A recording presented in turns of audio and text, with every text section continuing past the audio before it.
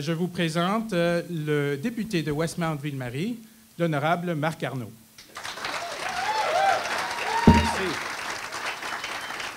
Merci. Merci beaucoup, Alain. Et merci beaucoup pour cet accueil vraiment fantastique, cet accueil chaleureux. Thank you for the warm reception this morning. I feel the energy in this room. Alors, c'est un vrai plaisir d'être avec vous aujourd'hui. Avant que je commence avec mon annonce, j'aimerais signaler la présence de ma famille. C'est un moment important pour notre famille. Alors, je veux remercier mon épouse Pamela, mes deux garçons, Adrien et Georges, qui sont ici avec moi, ma fille Simone, son époux Osgur, et ma petite-fille Ella, et bien sûr la personne la plus importante, ma mère, Jean Garneau. Alors, oui.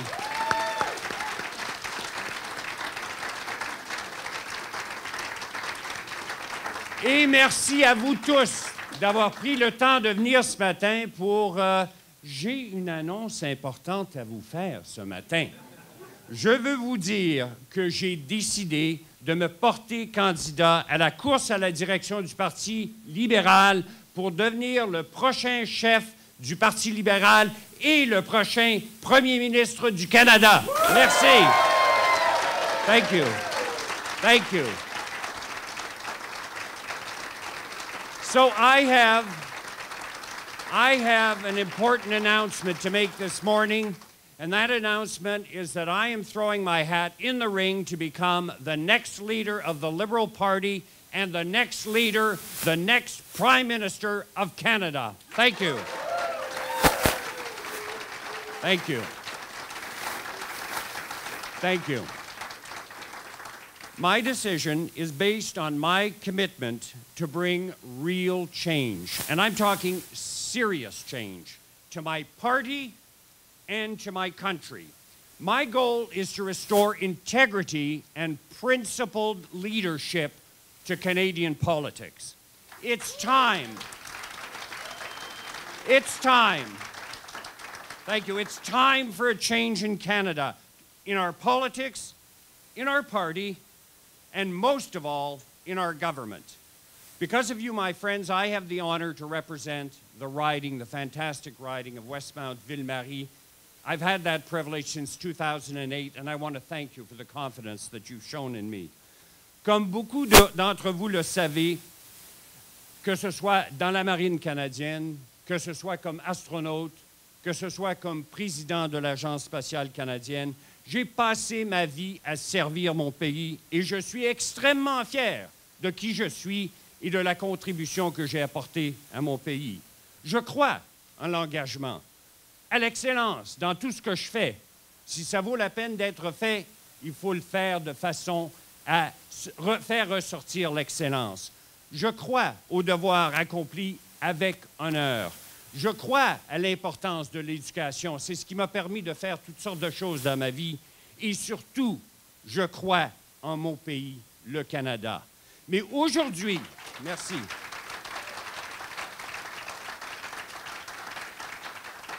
Mais aujourd'hui, mes chers amis, nous sommes aux prises avec un gouvernement qui ne représente pas les valeurs et les désirs de la majorité des Canadiens et des Canadiennes. Today, I see a Canada that has given me so many opportunities being whittled away. Today, under Harper, we have an angry, we have a divisive, we have an intolerant Canada. We have an intolerant government. It pits Canadians against each other, regions against regions, provinces against provinces, private sector against public sector. It governs in an us against them mentality. Well, let me tell you something. Stephen Harper's government practices the politics of exclusion, the politics of hypocrisy, of deceit. This is a government that rewards the few at the expense of the many. And this is alien to Canadians.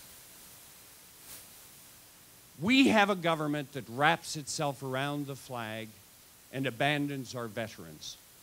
We have a government that sacrifices scientific evidence to rigid ideology when making decisions.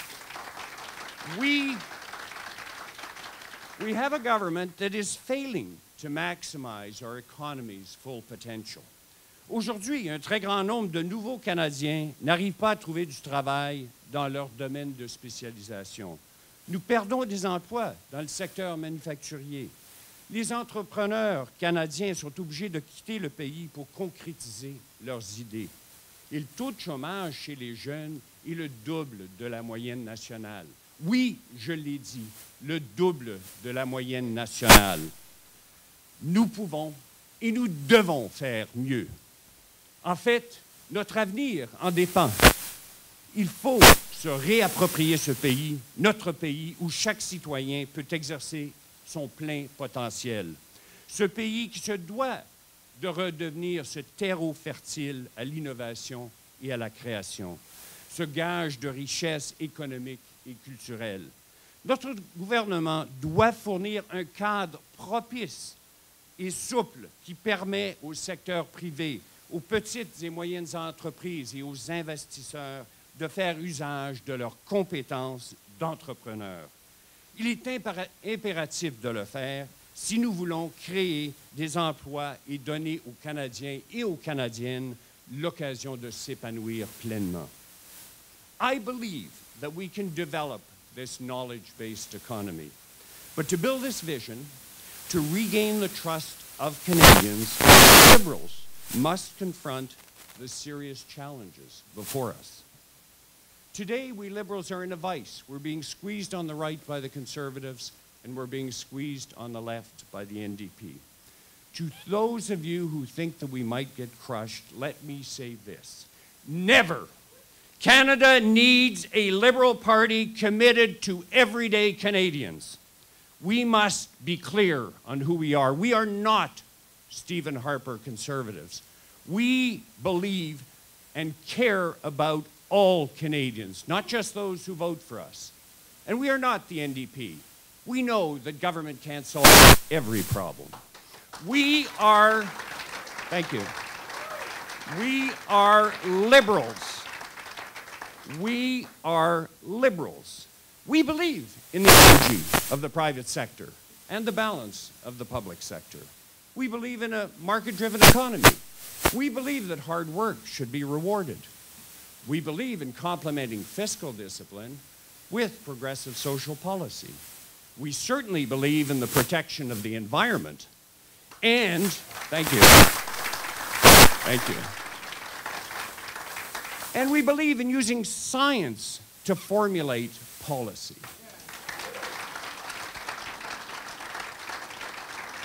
Thank you. And we believe in education and innovation.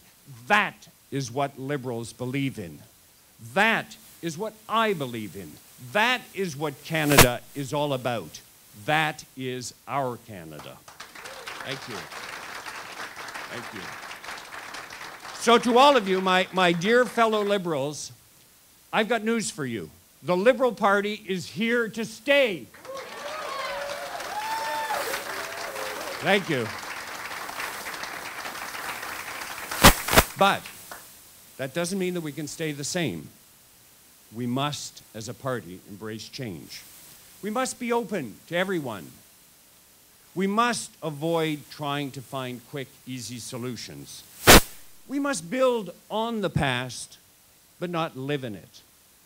We don't have a natural entitlement to be the government of this country. We have to earn it from Canadians, and we are going to earn it from Canadians.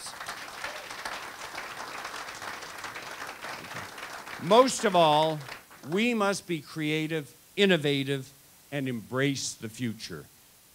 Les Québécois, ils sont tannés des vieilles chicanes constitutionnelles.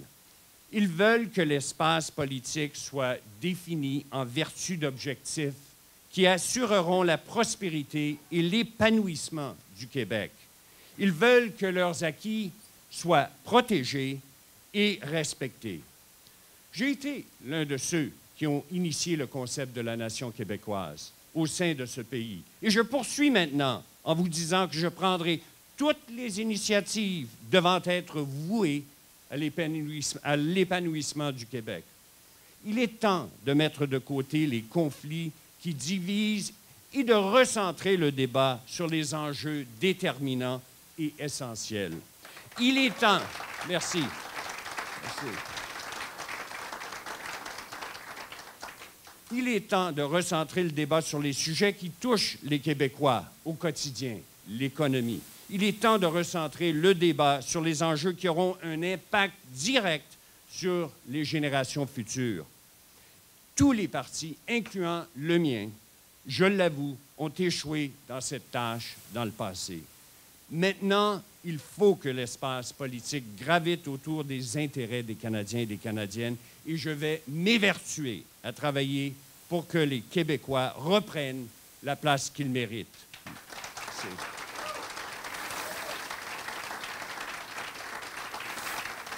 Thank you. As leader, I will focus on those issues that matter to Quebecers and indeed to all Canadians. I will do this by making the economy my #1 priority. Thank you. Thank you. Because I have to say it, how we propose as Liberals to deal with the economy will be crucial, not only to our fortunes, but to those of our country. If the Liberal Party is to again become the choice for Canadians, it will be because we are strong on their single most important priority of concern, the economy. And by that I mean jobs, and I mean quality jobs. And I mean comfort in the knowledge that after a life of hard work, Canadians will be able to retire in security. Thank you. Under Stephen Harper, we have returned almost to our colonial past. We are the hewers of wood and the drawers of water. The Harper government's approach is narrow. It's lazy. It's a backward approach. Instead of developing a creative, innovative knowledge economy, this government is relying too much on our natural resources. The Harper government is pursuing a disastrous economic approach. It's like using our savings to pay for our mortgage. Now, don't get me wrong. We must develop our natural resources. This country is blessed with natural resources. We are a natural resources economy. We are blessed to have abundant natural resources right across the country, and we should develop them in a responsible manner. But there's so much more that we could be doing, and there is so much more that we need to be doing on the economy. Le Canada est trop diversifié. Le Canada est trop dynamique. Le Canada est trop intelligent pour compter uniquement sur un seul secteur économique. À titre de chef, je me dévouerai sans relâche à développer une économie du savoir créative et innovatrice. Merci.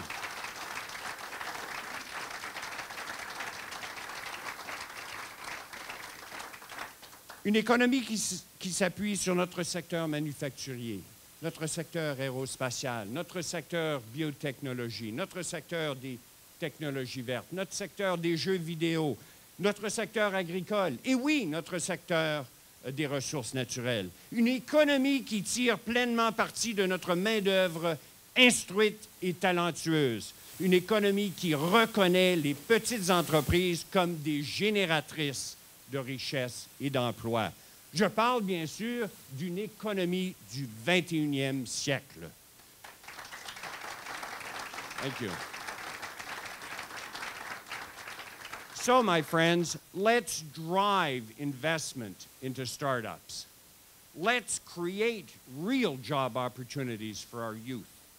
Let's streamline our tax system by cutting taxes for everyone instead of just for some Canadians. And let's build and diversify our rural economies.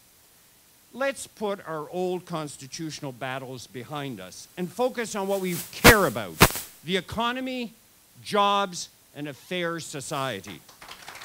Thank you. Thank you. And let's restore Canada to a competitive, respected position globally.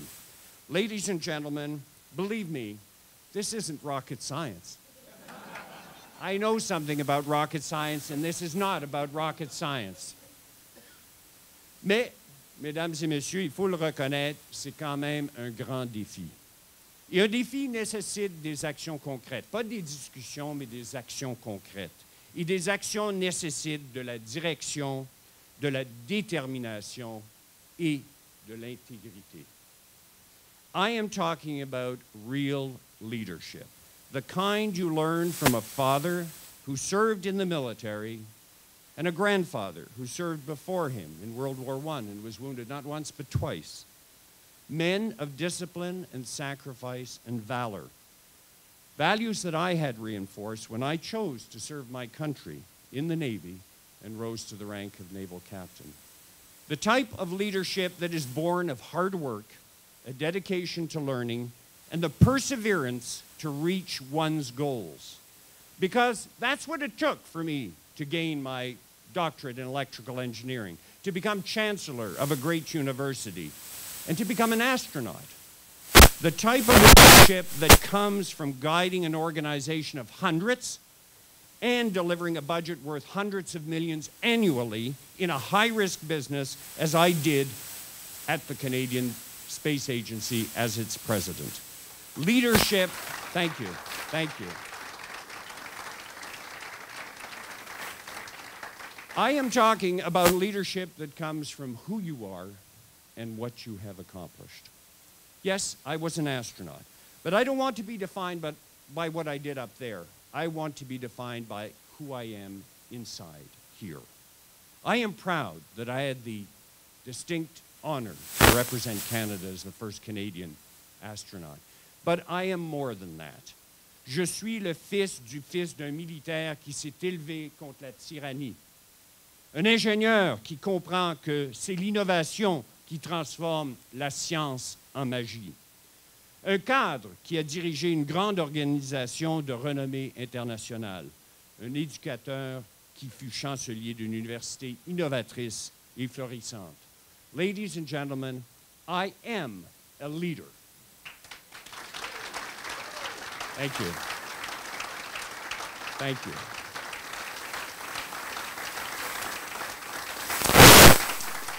Thank you. And the highest honor I can imagine, and the most important work I could ever envisage in my life, is to be Canada's First Minister, Canada's Prime Minister. That's it. Because the most important thing that we can do, especially now, is to deliver real and serious change to this country. Together with you, that's the change that I want to lead. And that's the change that we are going to deliver together. Join me today, and together we will take Canada to new heights. Thank you very much. Merci beaucoup. Thank you very much. Thank you.